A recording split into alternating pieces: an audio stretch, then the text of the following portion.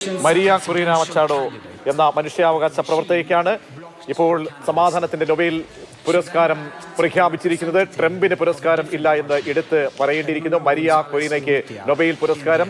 മനുഷ്യാവകാശ പ്രവർത്തക 2014 മുതൽ 14 വെനസ്വേലൻ പ്രക്ഷോഭത്തിനിടയിൽ നിക്കോളസ് മഡുറോ സർക്കാരിനെതിരെ പ്രതിഷേധം സംഘടിപ്പിക്കുന്നതിൽ മുൻനിരയിൽ ഉള്ള ഒരാളായിരുന്നു മച്ചാഡോ എന്ന് എടുത്തു പറയുന്നു. അപ്രതീക്ഷിതമായി എല്ലാവരും പല പേരുകളും നോമിനേഷൻസ് അടക്കം 338ഓളം നോമിനേഷൻസ് വരുന്നതിൽ എടുത്തു പറയേണ്ടത് സമാധാനത്തിന് നൊബേൽ പുരസ്കാരം മരിയ കൊറീനയ്ക്കാണ്. വെനസ്വേലൻ പ്രക്ഷോഭത്തിൽ അടക്കം പങ്കെടുത്ത് മനുഷ്യാവകാശ പ്രവർത്തനങ്ങൾക്ക് മുൻനിരയിൽ നിന്ന ഒരുപാട് പ്രക്ഷോഭങ്ങൾക്ക് വേണ്ടി, അസുരർക്ക് വേണ്ടി, പാർശ്വവൽക്കരിക്കപ്പെട്ടവർക്ക് വേണ്ടി തന്റെ പോരാട്ടങ്ങളിൽ ഉറച്ചു നിന്ന മരിയയ്ക്കാണ് വെനസ്വേലൻ പ്രക്ഷോഭകാരി, വെനസ്വേലൻ ജനാധിപത്യവാദി മരിയ കൊറീന മച്ചാഡോയ്ക്കാണ് ഇപ്പോൾ പുരസ്കാരം, നൊബേൽ സമാധാന പുരസ്കാരം ലഭ്യമായിരിക്കുന്നത് എന്നാണ് നമുക്കിപ്പോൾ അറിയാൻ കഴിയുന്ന പ്രഖ്യാപനം നടന്നിരിക്കുന്നു. വെനസ്വേലൻ ജനാധിപത്യ അവകാശ പ്രവർത്തക ഡൊണാൾഡ് ട്രംപിന് നിരാശ എന്ന് എടുത്തു പറയേണ്ടി വരും. ഡൊണാൾഡ് ട്രംപിന്റെ പേരുകൾ ഏറ്റവും ചർച്ച ചെയ്യപ്പെട്ട, അല്ലെങ്കിൽ അങ്ങനെ അവകാശവാദങ്ങളുമായി ട്രംപ് തന്നെ വന്ന ഒരു നൊബേൽ പുരസ്കാര സമിതിക്ക് മുൻപാകെ വന്ന ഒരു ഘട്ടമായിരുന്നു. ആ ആശയക്കുഴപ്പങ്ങളും എല്ലാ അഭ്യൂഹങ്ങൾക്കൊക്കെ വിരാമം ഇട്ടുകൊണ്ടാണ് ഇപ്പോൾ വെനസ്വേലൻ പ്രക്ഷോഭകാരി, ജനാധിപത്യവാദിയായിട്ടുള്ള മരിയ കൊറീന മച്ചാഡോ പുരസ്കാരത്തിന് അർഹയാകുന്നത്. അവരുടെ ജീവിതരേഖ ഉൾപ്പെടെ പരിശോധിക്കുമ്പോൾ വലിയ പ്രക്ഷോഭങ്ങൾ, വെനസ്വേലൻ സർക്കാരിനെതിരായ നിക്കോളസ് മഡുറോ സർക്കാരിനെതിരെ പ്രതിഷേധം സംഘടിപ്പിക്കുന്നതിലൊക്കെ തന്നെ ജനാധിപത്യ ധ്വംസനങ്ങൾക്കെതിരെ അങ്ങനെ വാക്കുകൾ കൊണ്ടും ഒക്കെ തന്നെ പോരാട്ടം സംഘടിപ്പിച്ചും മുൻനിരയിലേക്ക് വന്ന ജനാധിപത്യ ധ്വംസനങ്ങൾക്കെതിരെ പ്രതികരിച്ച മനുഷ്യാവകാശ പ്രവർത്തകയായിരുന്നു മരിയ കൊറീന മച്ചാഡോ എന്ന വ്യക്തി. ആ വ്യക്തിക്കാണിപ്പോൾ പുരസ്കാരം ലഭ്യമായിരിക്കുന്നത്. മനുഷ്യാവകാശ ഗ്രൂപ്പുകളിൽ നിന്നൊക്കെ തന്നെ പ്രവർത്തിക്കുകയും വെനസ്വേലൻ പ്രസിഡന്റ് ഹ്യൂഗോ ഷാവേസിന്റെ ഭരണകാലത്തൊക്കെ തന്നെ ശക്തമായതിനെതിരെ അപലപിക്കുകയും അന്നൊക്കെ ഉണ്ടായിട്ടുള്ള ശക്തമായിട്ടുള്ള മനുഷ്യാവകാശ ധ്വംസനങ്ങൾക്കെതിരെയൊക്കെ തന്നെ പോരാടുകയും ലോകത്തിന് മുന്നിലേക്ക് ഇത്തരം പോരാട്ട വീര്യങ്ങളെയും അസുരനെയും പാർശ്വവൽക്കരിക്കപ്പെട്ട സമൂഹത്തെയൊക്കെ തന്നെ അന്താരാഷ്ട്ര തലത്തിൽ ഉയർത്തിക്കാട്ടുന്നതിൽ വളരെ നിർണായകമായ പങ്ക് വഹിച്ച മരിയ കൊറീന മച്ചാഡോ ഈ വർഷത്തെ ഇപ്പോഴത്തെ നൊബേൽ പുരസ്കാരത്തിന്, സമാധാനത്തിനുള്ള നൊബേലിന് അർഹയായിരിക്കുന്നു എന്ന് എടുത്ത് പറയുകയാണ്.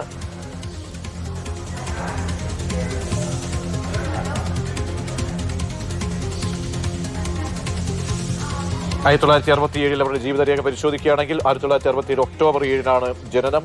അങ്ങനെ നിരവധി പഠനകാലങ്ങളിലൊക്കെ തന്നെ ഒരുപാട് പോരാട്ടങ്ങൾക്ക് വേണ്ടി നേരിട്ട് ഇറങ്ങുകയും കുട്ടിക്കാലം മുതൽ തന്നെ, പഠനകാലം മുതൽ തന്നെ തെരുവ് കുട്ടികളെ പരിപാലിക്കുന്നതിലും ഒക്കെ തന്നെ അനാഥരും ഒക്കെയായിട്ടുള്ള കുറ്റവാളികളുമായിട്ടുള്ള ആളുകളുടെയൊക്കെ തന്നെ മക്കളെ പരിപാലിക്കാനും അതിനുവേണ്ടി സ്വകാര്യ സംഭാവനകളൊക്കെ തന്നെ രൂപീകരിക്കാനും ഒക്കെ നേതൃത്വം നൽകിയിട്ടുള്ള പ്രക്ഷോഭകാരിയായിരുന്നു മരിയ എന്ന് എടുത്തു പറയേണ്ടിയിരുന്നു. മരിയ കൊറീന മച്ചാഡോയുടെ ജീവിത രേഖ നമുക്ക് പരിശോധിക്കാം. അങ്ങനെ എല്ലാ അഭ്യൂഹങ്ങൾക്ക് വിരാമമിട്ട് ഇന്ന് ഇത്തവണത്തെ ഈ സമാധാനത്തിന്റെ നൊബേൽ പുരസ്കാരം ഏറ്റവും കൂടുതൽ ചർച്ച ചെയ്യപ്പെട്ടത് അമേരിക്കൻ പ്രസിഡന്റ് ഡൊണാൾഡ് ട്രംപിൽ കേന്ദ്രീകരിച്ചായിരുന്നു.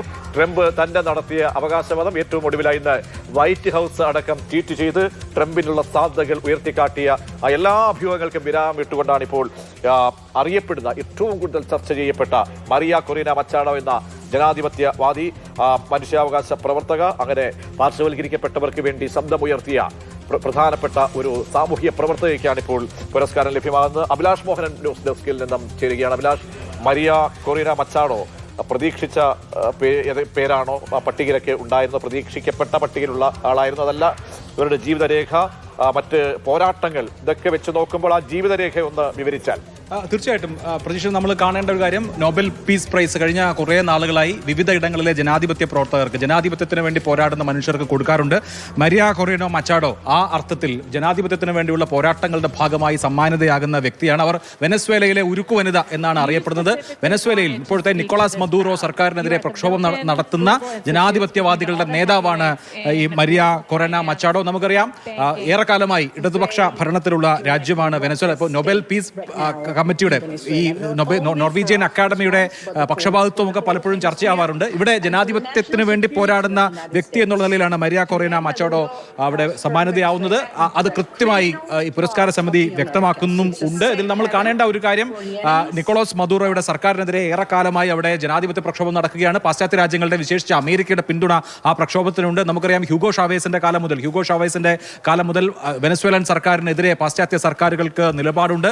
അതേസമയം തന്നെ ഷാവേസിന്റെ മരണത്തിന് ശേഷം വലിയ തോതിലുള്ള ജനപിന്തുണയുടെ കുറവ് വെനസ്വേലൻ ഭരണകൂടത്തെ സംബന്ധിച്ചുണ്ട്. അവിടെ വലിയ തോതിലുള്ള ഇലക്ഷൻ വിജയങ്ങളൊക്കെ നിക്കോളാസ് മദൂറോ നേടുമ്പോൾ തന്നെ മദൂറോയുടെ ഇലക്ഷൻ വിജയങ്ങൾ അട്ടിമറിയാണ്, അതല്ലെങ്കിൽ ജനങ്ങളുടെ മാൻഡേറ്റിനെ അട്ടിമറിച്ചുള്ളതാണെന്ന പരാതിയുണ്ട്. സ്വതന്ത്രമായ തെരഞ്ഞെടുപ്പ് നടക്കുന്നില്ല എന്നുള്ള പരാതിയുണ്ട്. തെരഞ്ഞെടുപ്പ് ഇലക്ഷൻ സംവിധാനത്തെ തന്നെ ഹൈജാക്ക് ചെയ്തുകൊണ്ടുള്ള വിജയങ്ങളാണ് അവിടെ മദൂറോ നേടുന്നത് എന്നുള്ള പരാതിയുണ്ട്. അപ്പോൾ ഈ തരത്തിലൊക്കെയുള്ള വലിയ ജനാധിപത്യ പോരാട്ടം, അതായത് ഈ സർക്കാരിനെതിരെ മദൂറോയുടെ അവിടുത്തെ വെനസ്വേലയിലെ ഇടതുപക്ഷ സർക്കാരിനെതിരെയുള്ള അല്ലെങ്കിൽ കേന്ദ്രീകൃത സർക്കാരിനെതിരെയുള്ള ജനാധിപത്യ പോരാട്ടങ്ങളുടെ പേരിലാണ് മരിയ കൊറീന മച്ചാഡോ പ്രശസ്തയാവുന്നത്. അവിടുത്തെ ഇപ്പോഴത്തെ ഒപ്പോസിഷന്റെ അല്ലെങ്കിൽ ഈ പറഞ്ഞ മദൂറോ വിരുദ്ധ പോരാട്ടങ്ങളുടെ ഒക്കെ നേതാവ് എന്നുള്ള നിലയിൽ കൂടിയാണ് മച്ചാഡോ അവിടെ പുരസ്കൃതയാവുന്നത്. അഭിലാഷ്, ഈ 2025 ടൈംസ് മാഗസിൻ ലിസ്റ്റ് ചെയ്യപ്പെട്ട ലോകത്തിലെ ഏറ്റവും ശക്തരായ 100 ഏറ്റവും സ്വാധീനം ചെലുത്തിയ വനിതകളുടെ ഗണത്തിൽപ്പെടുന്നു. മാത്രമല്ല BBC-യും നേരത്തെ നടത്തിയ 2018 നടത്തിയ സർവേകളിൽ ഉൾപ്പെടെ ഈ കരുത്തുറ്റ വനിത എന്ന് രേഖപ്പെടുത്തുകയാണ്. അതായത് 2002 മുതൽ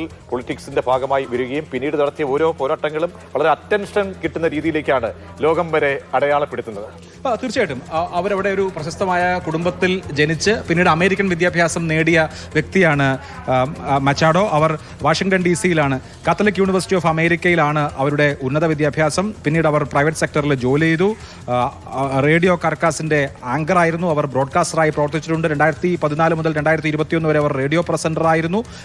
അതുപോലെ തന്നെ അവരുടെ പൊളിറ്റിക്കൽ കരിയർ എടുത്തു കഴിഞ്ഞാൽ 2012 മുതലാണ് ജനാധിപത്യ പ്രക്ഷോഭങ്ങൾക്ക് വേണ്ടി പാർട്ടി രൂപീകരിക്കുന്നത്.